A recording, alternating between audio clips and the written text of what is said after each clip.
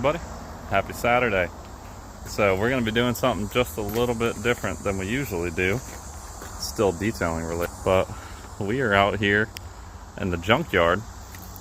What I want to show you guys, since we got some downtime in between cars, so I'm going to come out and pick a panel off of one of these. We're going to take it home, detail it, and I'll show you guys the power of detailing. And I think this guy right here is a prime candidate.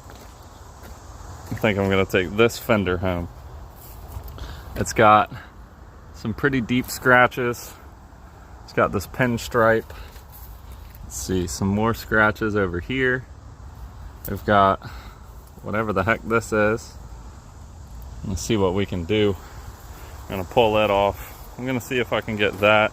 I'd like to get some floor mats and maybe a set of headlights to do. These headlights actually look perfect. I think we'll do this row right here.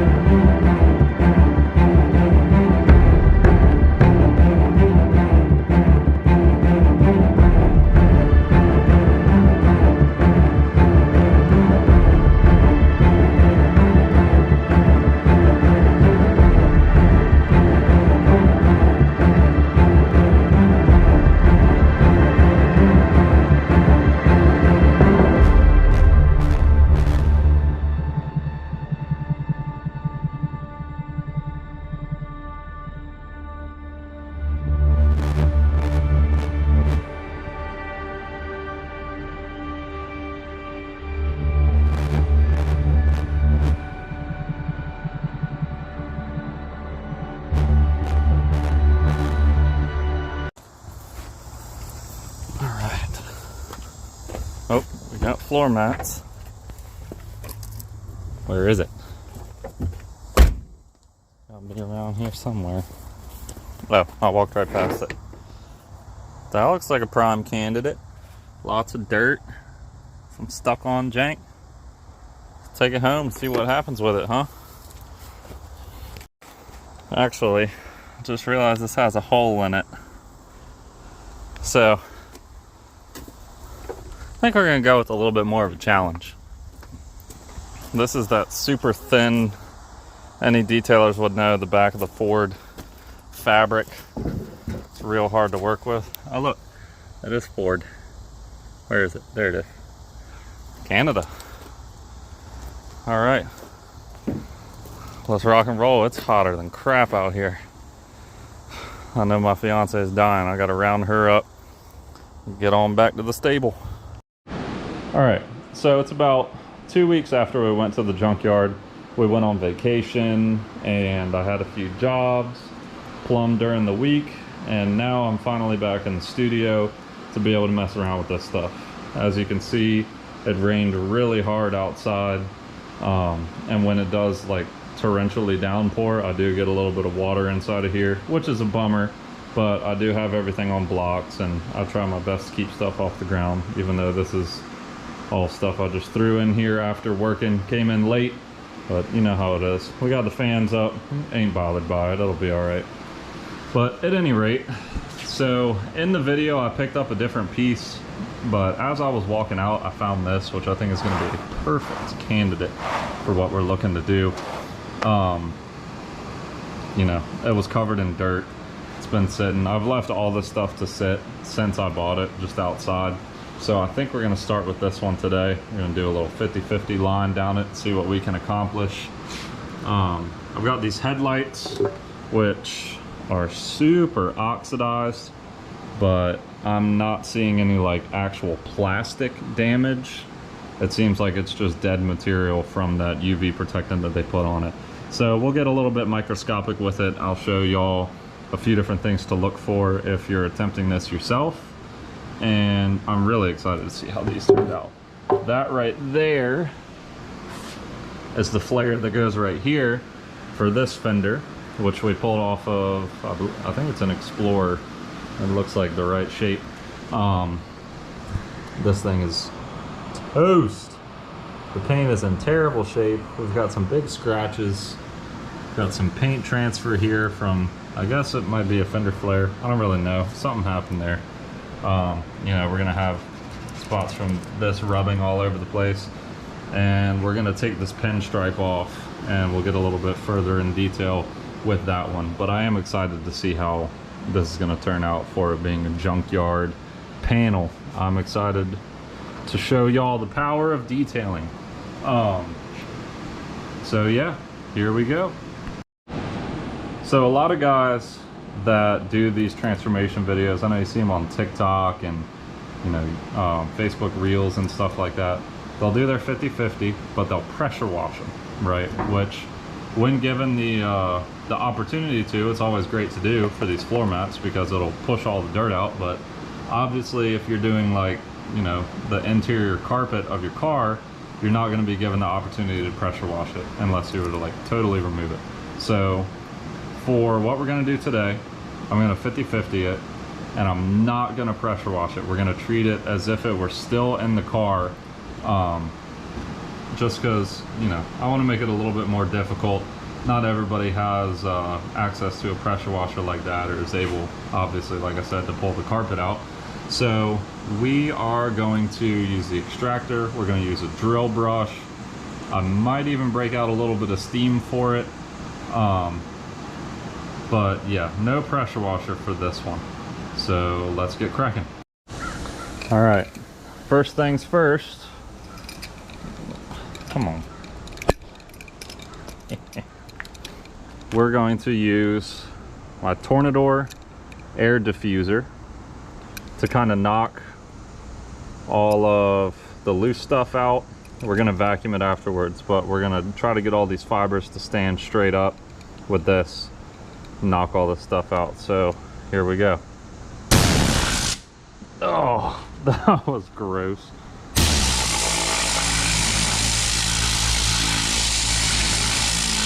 Ooh. Oh, this does make quite the mess.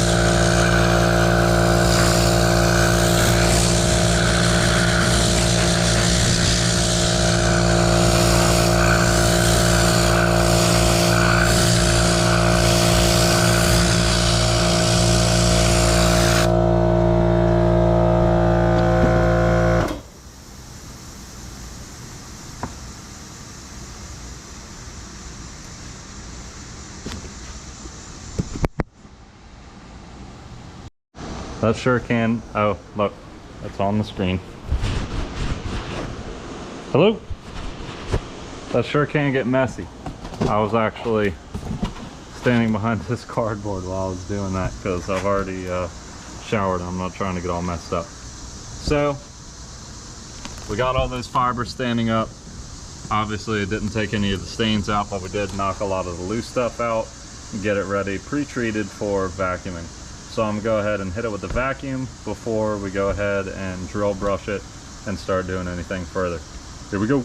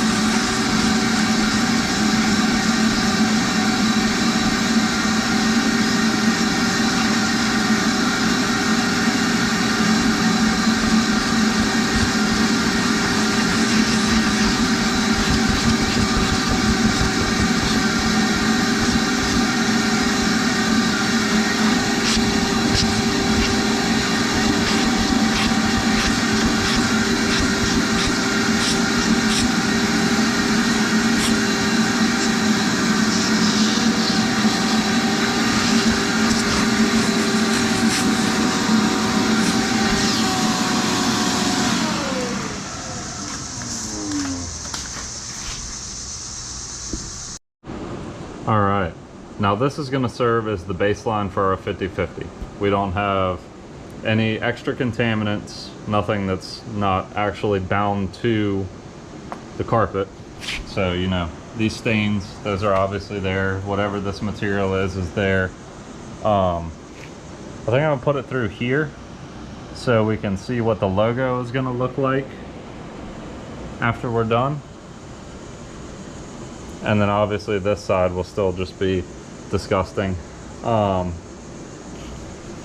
yeah, I don't like when people get them all covered in mud or do whatever and do their 50/50, because it's not a real world, you know, example. This is, we've tried everything we can do with the Tornador and the vacuum, and this is what we're left with.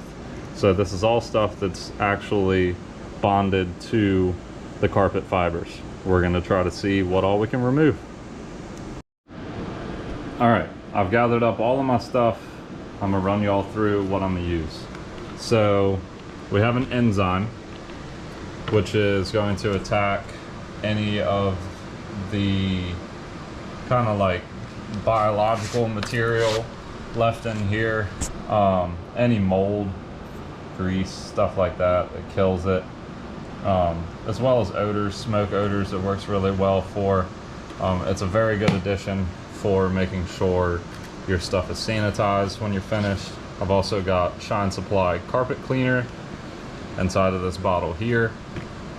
One of my favorite materials, chemicals rather, to use for cleaning. I've got a DeWalt drill brush, well, a DeWalt drill with a brush, so we can agitate these fibers and kind of work that stuff out of there. And then this guy, which is really going to do a lot of the grunt work. The chemicals are going to release a lot of the stuff that's in there. That's going to agitate it and further help release them. But this is a hot water extractor. So this is made by Mighty. I'm not sure what model it is. My buddy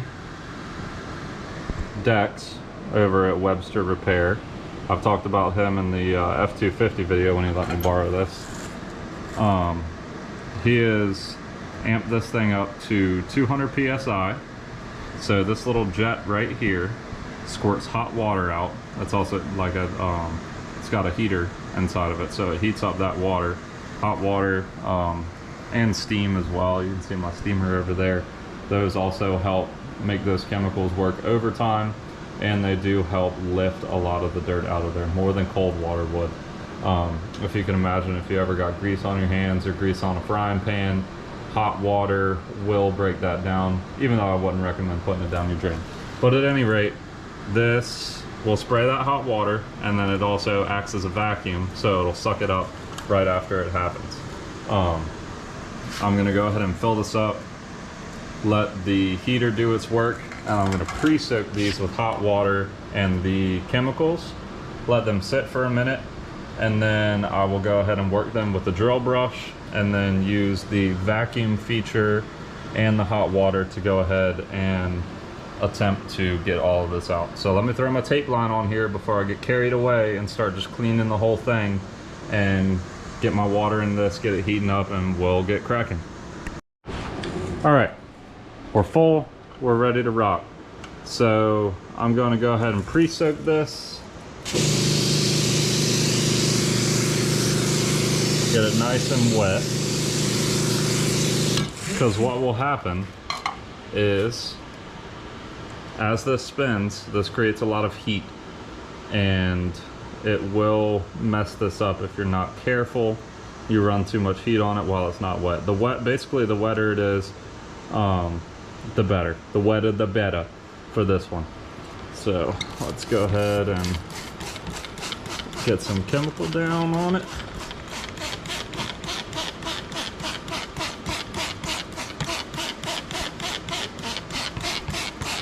Try my best not to spray it over the tape.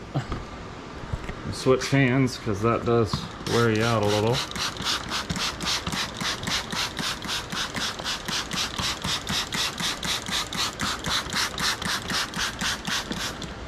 Let's grab some of this. We'll really work it in on a few of these spots, and in this tight knit area. The tighter the knit, the harder it is to work with.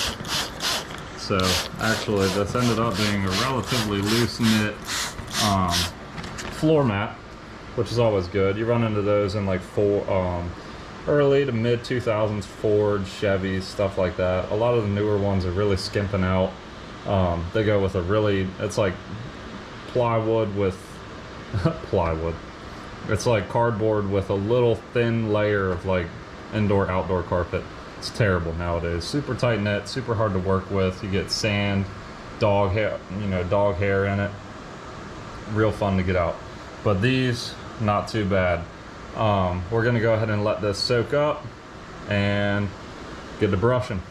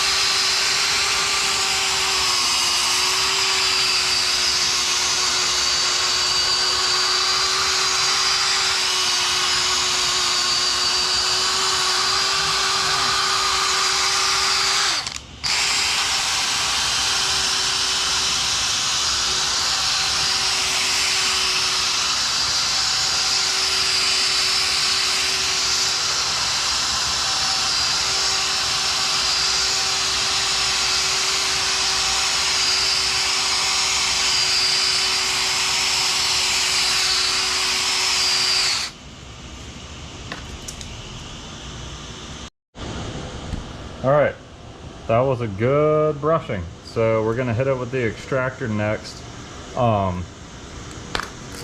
In addition to what I said about how these will heat up very quick on dry carpet and kind of mess it up, they do make different bristle strength brushes. So you see halfway through the video I switched direction with this one, which I do with my medium brush a lot, but this did not take well to it. It was dragging me all over the place. You could actually run it through and it would stay in your path, because the pile of the carpet would kind of act like the bumper on a bowling alley. It just didn't want to go past it to get into the rest of the carpet. So threw it back in the direction it usually goes. and finish this one out. So now we're gonna go ahead and use the extractor to pull all of the loose stuff that we just loosened, and yeah, yep, for certain. So I'm gonna shut up and we're gonna go ahead and extract this.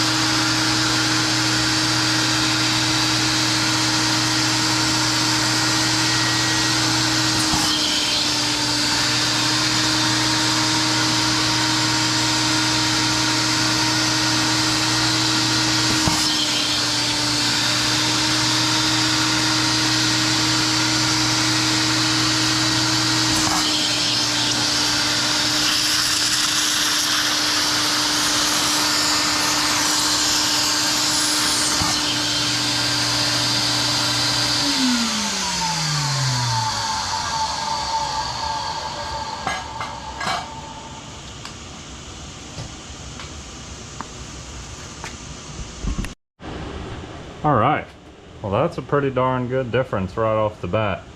I was honestly expecting a bit more of a challenge with this one, but I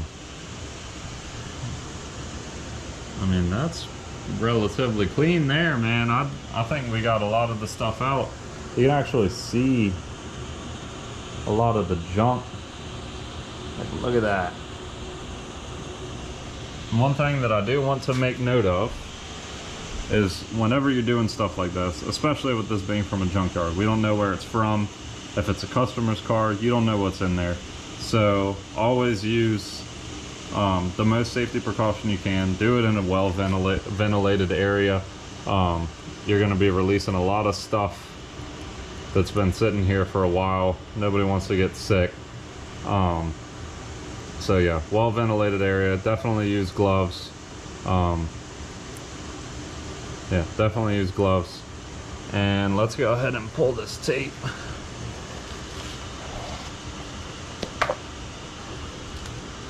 Wow.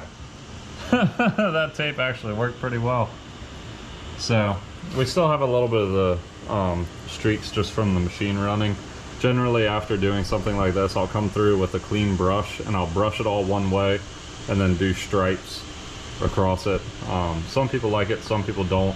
Another cool thing that I've seen people start to do is they get, I guess it's like a hard plastic, like a credit card material, and they'll have their logo put into it, and you can hit it with a brush, and then when you remove that plastic, your logo is actually in the carpet. So I'm going to look into that because I really like it.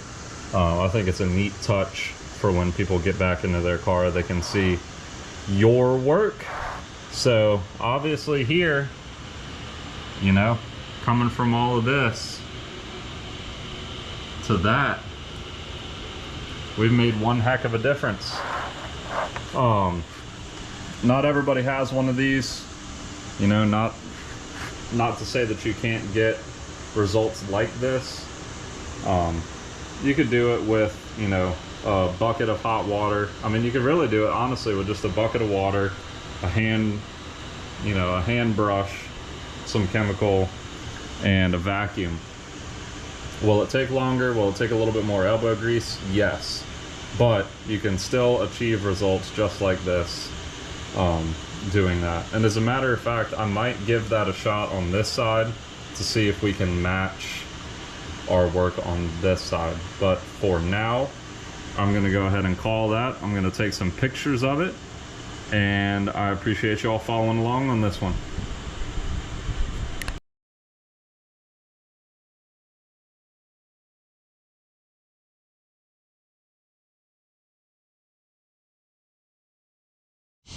I almost forgot to record the best part, and that is seeing what comes out after we're done. So it's a little dark, it's gonna be a little hard to tell, but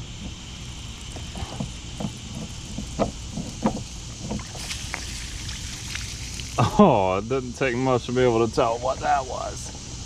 Golly, that was nasty.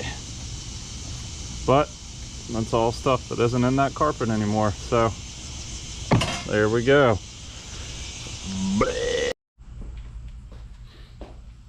Alright, so as you can see, this side we hit with the extractor. This side is still stains only because we blew everything out and we got all the loose dirt out. So not everybody's going to have an extractor. Not everybody's going to have a steam cleaner, but I want to prove to you that while that is quicker, you can still yield these results even doing it by hand. So for this side, we're going to do it by hand. We're going to get it to match.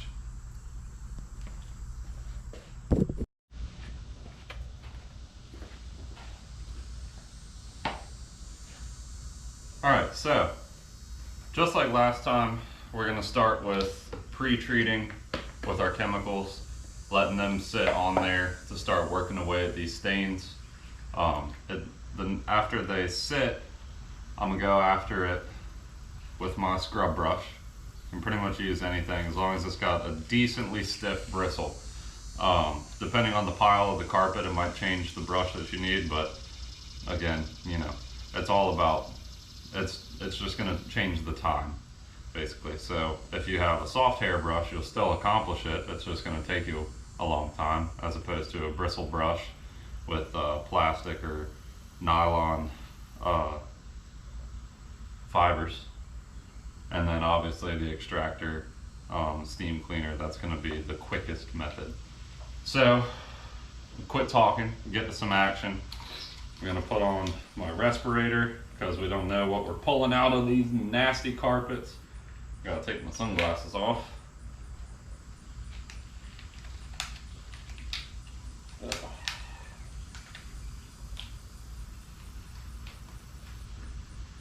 Here we go.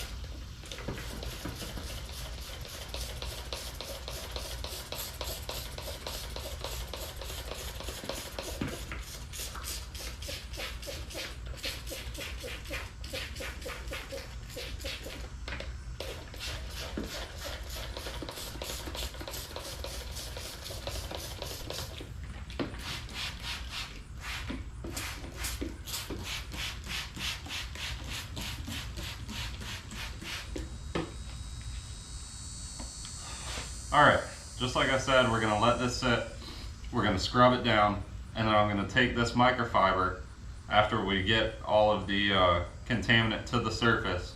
We're gonna wipe it down with this, and then we're gonna vacuum out everything that's left. It might take a few treatments to get it, you know, up to par, but we're gonna let this chill and we'll see what happens.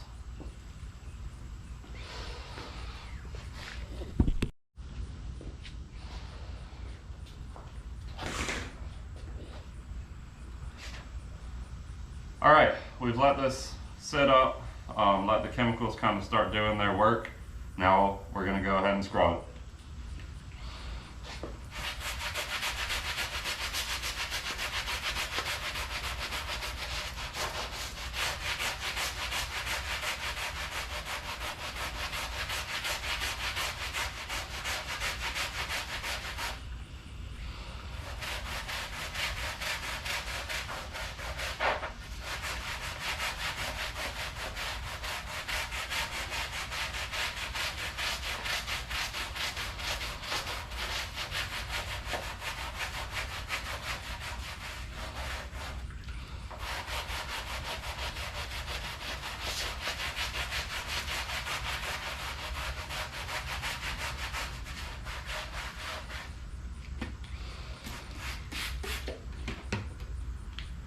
There's one little orange stain right here that as I'm scrubbing it, I can see that it's not coming out. So I'm gonna add, like I just did, add a little bit more chemical and let it sit, scrub it down, and then wipe it off.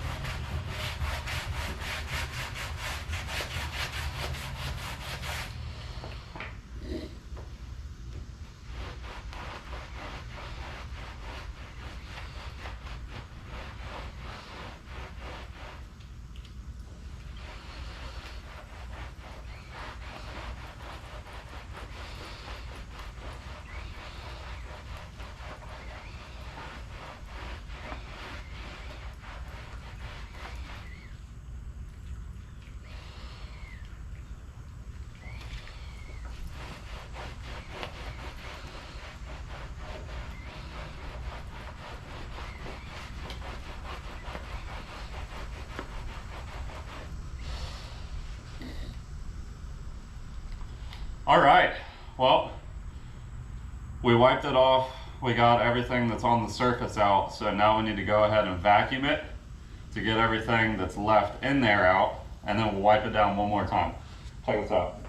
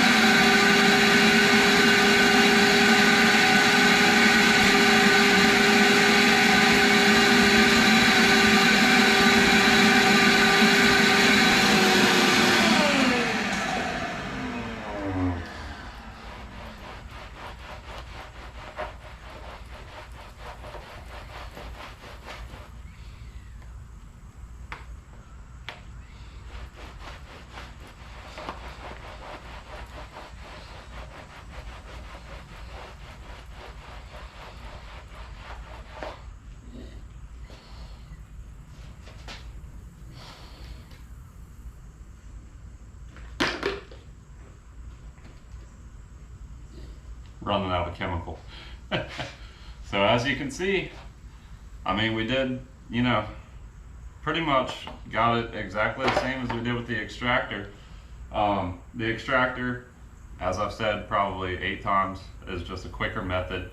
It is a little bit more thorough, being that it uses hot water, but you can achieve the exact same results just by doing it by hand. It just takes a little bit longer. So you don't have to have the greatest machines, you don't have to have the top end stuff.